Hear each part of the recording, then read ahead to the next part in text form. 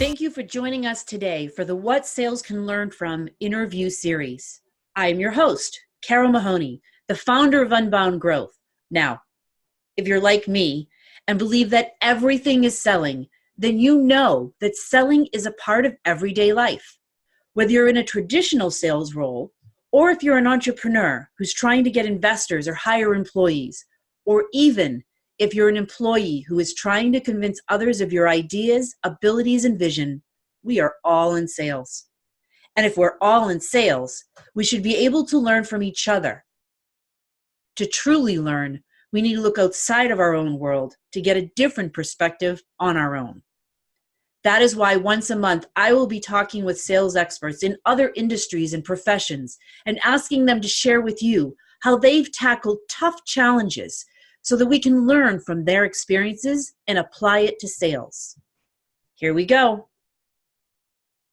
Today, we are joined by Michael Hurczyn, who is the Branding and Partnership Director for FCP Euro and also racing in the TNC America Series, which is one of the top touring series in the U.S., which you are also leading in points from what I understand. So congratulations there.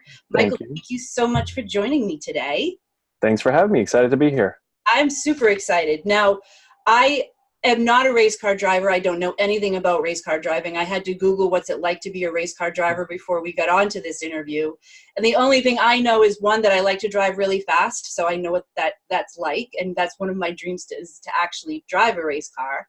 And I don't think a lot of us here know what it's like being a race car driver. So what's the one thing that most people don't realize about what you're doing? So the one thing that people mostly don't realize about race car driving is that you spend most of your time not actually race car driving. And so you spend a lot of your time in preparation and, finding money to do it because it's really expensive, and then, mentally preparing. And so, I spend thousands of hours to, prepare both financially and mentally and physically, to compete in a 40-minute race. And it's all in that 40 minutes that you are preparing for.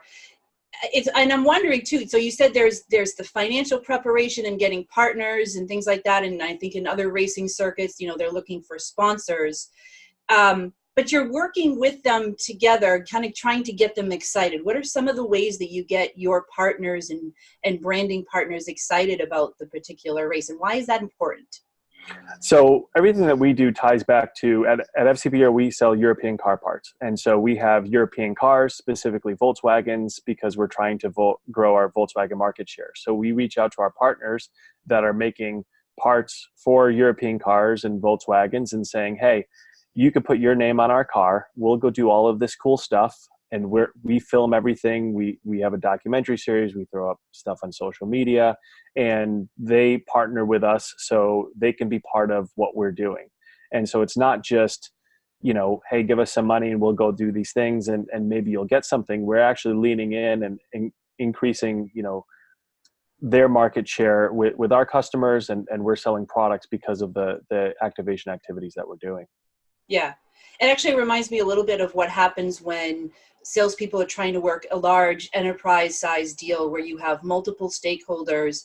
And it sounds a little bit like not only are you trying to organize and build consensus among your partners, but then also there's all of the work that you need to do on your side of the camp internally. What do you think is the one thing that's most important in being able to build that kind of a win-win situation, both with your partners and with your team? So on our side of it, having the organization and the processes put in place, and, we've kind of figured out a formula that there is no one silver bullet that does this. So we, have constant communication. We give them sales reports. We give them, marketing reports on what we're doing. We update our catalog to be, whether we prioritize their products or have better photos. And then we have the content. So, we go in person to do all these cool things, and then we film everything, take photos, and put it up online and share that. And, none of those things individually would do much. You can't just go to races and then not put anything up on social media. And then you can't just put stuff on social media and hope that people are going to pay attention to you. So all of these things collectively is where we've seen the growth. And so internally for us, that's a big component, to be organized and have the process. But, externally as well, we invite all of our partner sponsors to the events to come activate with us, talk to customers, enjoy our hospitality. We build closer relationships with them. And then in turn, they go back to their companies and go to bat for us and say, hey, these guys, have their act together. We want to do more with them and lean in. And that's how we've kind of built up our relationships. Yeah. So it sounds more like you are partnering and collaborating together versus trying to get them to do something for you, which a lot of time in sales and in enterprise sales, I hear from coaching clients, how do I get them to do this? How do I build the urgency? But it sounds, in racing anyway, and probably in a lot of other ways, that it's really more about collaborating together with them, figuring out how is this going to benefit them as well. Yeah. So you mentioned mental preparation, and you know that I'm a big fan of understanding what's going on between our ears and how that impacts us in the moments that we need to perform. And I find it interesting too that, you hear a lot of the studies that salespeople are only spending 20 or 30% of their time actually selling. So we really need to make that time count because of all of this preparation. So when you're about to go into a race, why is it so important to be mentally prepared first, in your opinion? So, I mean, there's a couple of reasons. One, what we're doing is inherently dangerous. We obviously have all the safety gear, and if you're not concentrating and you make a mistake, there's, serious consequences that can be had. Two, we're operating really expensive equipment that, besides how expensive the cars are, there's, all the, the prep that goes into it and the parts that go into it and the people we have to pay to, put that together. So, making sure that we're getting something out of our investment. And then obviously, to do well, we have realized that you can finish second, every single time, but you don't really get any press for doing that. So, finishing the race first, you get a lot more exposure, which is kind of the point of us doing all this. So, it's really important to kind of slow down, clear your mind of anything that is not important. And the other component to this, mentally preparing too, is making sure that you have a positive mindset towards it. One, I get to race cars, so there's really not much to complain about, even when you're having, a bad day or a bad session. Mm-hmm. If you kind of step back, put yourself in a positive mindset, you're still at a racetrack, you're still racing a car, and, trying to not have a toxic attitude or be cynical about what's going on, because it's a really high stress environment. So sometimes people just get really upset and, the car sucks, this didn't happen, but realistically that's not helping you be calm and be mentally prepared for the race. Yeah. Kind of like salespeople when things don't go their way and they start blaming the product or the price or the market. And, there's all of these reasons why. So when you're going into a race, what are some of the techniques or tactics or things that you do to make sure that you're mentally prepared? Do you have a routine that you go through?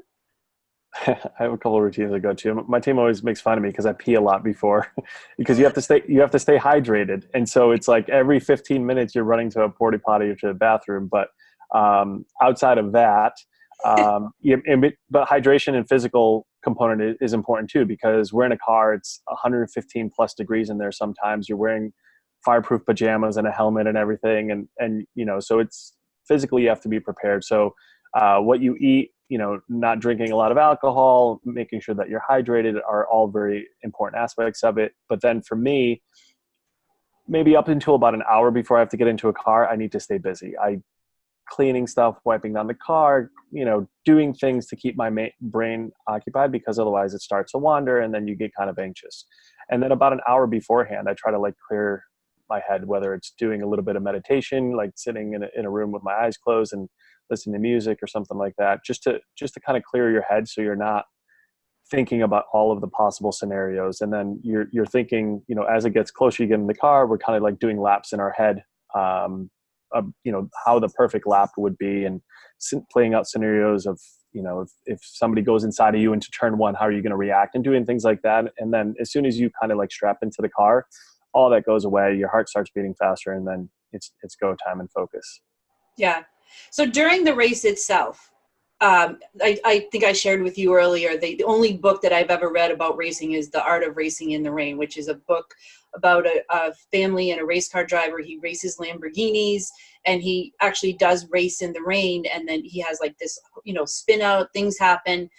But one of the things that struck me about that was he said that there's this moment when you're racing, or maybe it's the whole time, where there's nobody else around you. It's just you in the car, and you're not even thinking about how to react. It's just you're so very present that it's almost like you can see things before they happen. Have you ever had that happen with your races? Yeah, it's you know, other people could call it like getting in the zone, or you know, it's kind of like tunnel vision, but you're so focused on what's happening in front of you that you can't actually think about anything else. And I would say that if you're thinking about something other than what you're doing, you probably shouldn't be in the car, because you're a danger to yourself and others around you. So there's really just a focus. You kind of become one with the car. Things are happening almost subconsciously, and it's just muscle memory and repetition and experience. And so I mean, I've been doing this a long time, for 20 years. So getting into the car for me is almost second nature. And I like to think that I'm a little bit calmer in the car than some of the newer drivers that get excited about scenarios. And, you know, there's a lot of people that make mistakes that could have been avoided, but, you know, mentally it's really hard, because it's high stress. You're physically and emotionally drained. And, you know, there's things happen so quickly. And if you're not prepared to react to them, that's when accidents happen, or you spin out, or you do whatever. So you've been doing this for 20 years, but do you see maybe people who are coming into it that are new, don't have as much experience as you do? Do you find that they practice, or that they practice a lot more in order to get to that point where they're not overly excited, they can stay in that moment? So yeah, so there's a couple things. There's a great book, Grit. Have you read Grit, Angela Duckworth? Yes. Yep. So there's a formula in there, which is talent plus effort equals skill, and then skill plus effort equals accomplishment. And so, you know, somebody could be really talented, whether it's driving or in, you know, talking to people in sales or whatever it may be, but they don't have a lot of effort. They don't have a lot of time put into it. So their skill level isn't as high as somebody that has been doing it for a lot longer.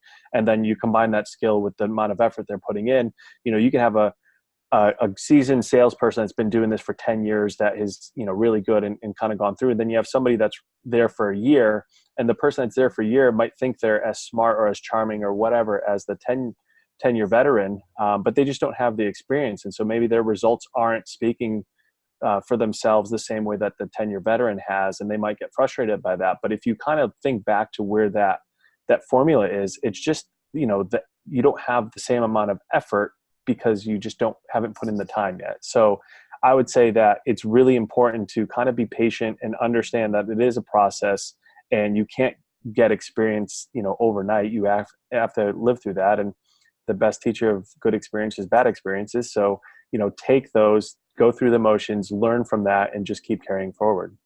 Yeah. And when you were early in your career in race cars, and also in sales, because you've been in sales as well, what were some of the things that you found that were helpful for you to kind of get through that learning curve? You know, like you, as you know, we do coaching, but are there some other ways that either salespeople or newer professionals can start to sort of scale themselves up in a way that they can compete? I really think it's like who you surround yourself with, because when I was young, you know, I was probably faster or maybe a little bit more fearless 20 years ago than I am now. I kind of understand consequences and how much all this costs more. And I would say the same would be in sales too. You know, you come into this, you're full of piss and vinegar, and you're trying to, you know, take on the world, and you know everything, and everyone else is stupid. And, you know, now you kind of come to a point in your life where you realize that there are other people there that are been doing this longer, smarter than you, and you can learn something from them. And then I would say the sooner people pick up on that and surround themselves with good mentors and good colleagues, then, you know, the sooner they can learn from them and improve themselves. Yeah, I think there's a saying that says something like you rise to the level of the 5 people that you spend the most amount of time with. Yeah. So if you want to be at the top of your game, you've got to be with the people who are also at the top and learn from them and be willing to learn from them. I think that's the biggest thing here. So after the race, because you do all of this work, you do all of this preparation, you go through the race itself. What's it like afterwards? So there's, you know, depending on how the race went, you know, there's could only be one winner. And so I race, with a friend and, a colleague at work. And, there's times where it gets tough because we're teammates, we're racing in the identical car. I kind of mentored him and brought him through the ranks, and, equally or as fast, but going back to that scenario, I just have more experience. I have 12 more years of experience than he does. So there's times where I'll be excited because I've done well, and then he's not as excited because he didn't, and vice versa. And so, besides the personal feelings I have, there's also the team dynamic to it. And then there's the people that, the crew that you're with, and making sure that they feel appreciated for the work that they put in, because, without them, a win or a podium wouldn't be possible either. So it's kind of like going through this weird stage of emotions to make sure that all the people that have helped you get there are feeling appreciated. And then, I usually, because I'm traveling all over the country, and Heather and the kids don't always go, kind of trying to share that moment with them is really important as well. And then after a few hours, when you realize like, okay, it's all over, it's going to be time to go to work, the adrenaline kind of fades away, and now you kind of fall into maybe a little bit of a state of depression where you're, okay, now what? I did all this work, it happened, and now life goes on, and everyone wants you to get back to work, and what's the next thing that's coming up?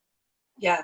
It kind of reminds me what happens with salespeople after they've closed a major deal, or they had a really great month or quarter, and they kind of go into this little bit of a lull, almost like complacency, where, okay, I've done the thing that I didn't think I could do before, or I reached the great milestone. And it's kind of like after you reach any kind of a goal that you kind of start to ask yourself, okay, so now what? Are there some things that you do to combat that? I mean, obviously you have to go back to work, but are there some things that you do to get yourself excited about the next thing, or maybe the next race? Or is that what it is? You just look forward to the next race? Yeah, it's kind of maybe looking forward to the next race. I mean, once getting back in the office, we're flat out all the time. There's never, nobody's ever bored. So that kind of starts to occupy your mind. But you're always kind of looking at, it's kind of like, they call it like runner's high, if, marathoners have it or runners have it. And it's like, you're kind of looking for that high again. And so, there definitely is a lull, and it's something that me personally, I have to be conscious of. So I don't turn into a grump or, affect other people that are around me. But it's, again, kind of thinking back at it, it's like, I'm pretty fortunate to be doing what I'm doing. So I don't really have much to complain about, and just trying to find it. We also, like in August, we have 5 events. So there's not, there's really not that much downtime for us to think about, what the future holds. So I would just say, just kind of being aware of it and mentally preparing and trying to stay positive is kind of like the biggest aspect of it. And knowing that there is another opportunity for you to perform, and it's coming up, and you have to start mentally preparing for that. So there's really no time to kind of like sulk and be depressed. Yeah. So what are some of the ways that you stay positive? So it's kind of funny because I just recently been enlightened to, there's, you have, in order to be grateful, you have to practice gratitude. And so you can't just think, be thankful that your wife made you dinner, or think that she looks pretty, but you don't say thank you. You don't say that you look pretty. And same thing at work. You could be happy with, your employee's work, or you could be thankful that they did, put in some extra effort. But if you don't actually tell them that, they don't actually know that you're thankful. And so for me, just kind of openly and actively practicing gratitude, and trying to, it's hard for me because that's not my natural tendency. I'm kind of like, kind of keep to myself and not like to share feelings, but I've come around to the fact that you have to do that openly. So for me, that's been the biggest, I'd say, change in my life, is going through and just looking around me, being appreciative for what I have, and expressing that to people openly. I think that's really important for salespeople to hear, because one, you can look at it one of two ways. You can look at it as, I have to talk to people every day and overcome the, possible rejection, or like the need for their approval, all of these kinds of things that sort of torment us in sales, that makes sales a hard job. But on the other side of that coin is I get to talk to people every day who can share cool things that I can interact with. I can have that kind of a connection. I can decide what to do with my time and get the direct effort from that. I love what you said too, though, about actually, we all think of things that we're grateful for, but how do we actually practice that in gratitude? Whether it's you saying it to someone or saying it out loud or writing it in a journal or sending thank you notes. I think practicing gratitude is such an important thing for us to maintain that positive attitude that we so desperately need in sales to be successful day in, day out. And I think it's something that doesn't get talked about very much either in sales, that we talk about overcoming the fear of rejection, but we don't really talk about how can we do that. Yeah, and I think a lot of people complain or whine about different things, and it just becomes it's kind of like a toxic attitude. And you mentioned that, you're kind of the combination of the 5 people you hang around with, the most. And if there's one toxic person in that, just by proximity, because they're on your team at work, or they're constantly complaining about they haven't made the sale, or these leads suck, or whatever that is just not a healthy environment, and you should remove yourself from that environment as quickly as possible. So I think just it's easy to kind of look at, well, woe's me, but if you think about it, there's usually you're not controlling the scenario. I mean, I don't know how many cold call or cold emails to me saying like how they can increase our revenue and this and that. And we're in a weird, fortunate situation where we don't want more revenue. We are so at capacity. We want more profit. We want more inventory. We want more space to hold our inventory. And so just blindly coming in and promising that we can have more revenue doesn't do me any good. And so, I mean, I reject people all the time, or I just ignore them, or what have you. We all do. Yeah. And so I would say that, if somebody kind of took the approach that to get to know the person, or somehow get an in to at least start the conversation, be grateful that somebody is giving you the opportunity to start the conversation. Once you start the conversation, understand what their world is. And if you can't help them, that's okay.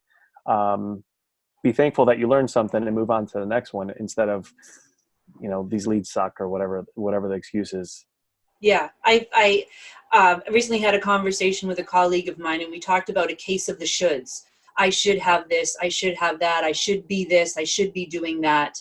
And it is very counterproductive to actually getting anywhere, because you're always comparing yourself to something that you're not.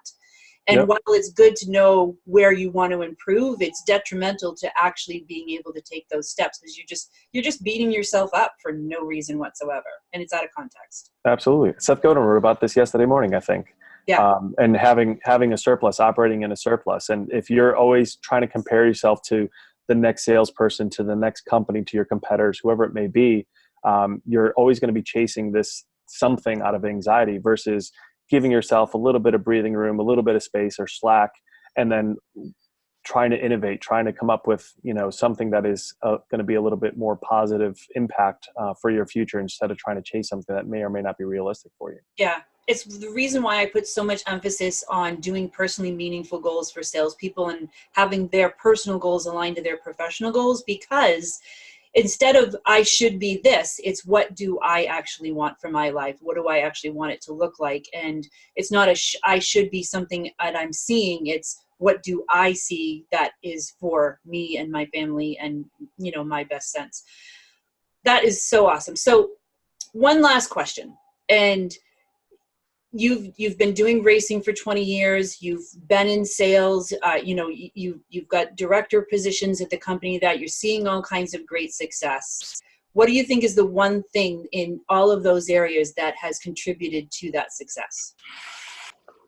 I would say it's kind of like building. It's kind of split: building relationships and parlaying opportunities. And so, finding people, and it's kind of like you have to give. So for me, it's nobody came in. I say this all the time. And when people complain about, well, how come I can't drive the car, or how come you're doing this? And it's like, it's not like we all showed up here and then there was a random lottery and I pulled a ticket that gets to drive the car. It took me a long time to figure out how to do this. And I literally spent 18 years perfecting how not to go racing. So now that I've gotten the money and the opportunity to do that, we have a really successful program. But it's really about just, kind of sticking with it and connecting the dots with the right people. And, I've gotten here because I've identified how to help a lot of different people achieve what they need to achieve. Nobody came looking for me and saying, hey, you're a really good driver. Do you want to drive our car? For me, it was like, I've satisfied our internal needs at FCP Euro. I've satisfied our partner needs. I've kind of put all these things together and connected all the dots and built relationships with, dozens of people in order to make this happen. And so I think that would be the same in any sales scenario, in any company. And, going back to setting personal goals and making, setting deliberate goals. I'm going to take these deliberate steps in order to achieve these goals, instead of just, I'm going to sell as much as I can, and hopefully that's going to solve all my problems, which is probably not going to do that. And you're probably not going to achieve your goals either. Yeah. I think my favorite thing of what you just said was that you look to find out how do I make this work for other people? Like, it's actually, to get where you are, it's not so much that it's been about what you want and all about you, but it's actually been about building relationships to help others to get what they want. That has helped to build you up, which is why that's the motto of Not About Me in the t-shirt. Hence, there you go. Absolutely. Any final advice that you would give for new and experienced salespeople that you've either learned from racing or from your own experience? So I have a 77-mile one-way commute to work, and I only go in about 3 times a week, but that has afforded me the opportunity to listen to a lot of books. There's all this information that exists in the world, and you could spend your time, daydreaming or listening to music, which is fine. But I've found that, finding books about things that I am trying to work on personally, whether it's sales or practicing gratitude or how to work on your marriage without talking about it, is a good book that I've listened to recently. There's so many different things out there, and kind of leaning in and appreciating what other people's thoughts are, and applying that to your life or your professional life is I would say really good advice, because this information exists out there. There's nothing, we're not reinventing anything here. I said that to my son the other day when he was trying to figure out what he wanted to do when he grew up, and he's 21 now, so I'm hopefully that comes soon. But that's what I said to him. I'm like, you've got to realize there is nothing new that's been invented underneath the sun. It's all existed before, but it's really about what your perspective on it is. That's the thing that's unique. So you mentioned Grit as one of the books, which is one of my favorite, and I recommend it to everyone. Is there one that you're listening to now that you would recommend, or recently that you think everyone should check out? So I read the Gratitude Diaries by Janis Kaplan, and she basically spent a year. She was going to write her own gratitude diaries, and she spent a month practicing gratitude on her marriage, practicing gratitude on her health, practicing gratitude on her job. And she met one of her publisher friends in New York City and decided to make this into a book. And that's kind of what changed my perspective into practicing that. And I think it's a great book that everybody should read. Awesome. I'm going to put that on my list. Thank you so much, Michael. This has been insightful and fun, and I hopefully will see some more wins on your social media posts. Good luck. I'll be following and stalking on social media, and we'll make sure that we have everybody's links so that they can follow and stalk you as well. All right. Sounds good. Awesome. Stay tuned for our next episode by subscribing to the Sales Experts channel or the Unbound Growth blog and YouTube channel. Let's continue the conversation there or on the Sales Experts LinkedIn group. Check the attachments for links to both and to follow our guests on social media and their websites. Until next time.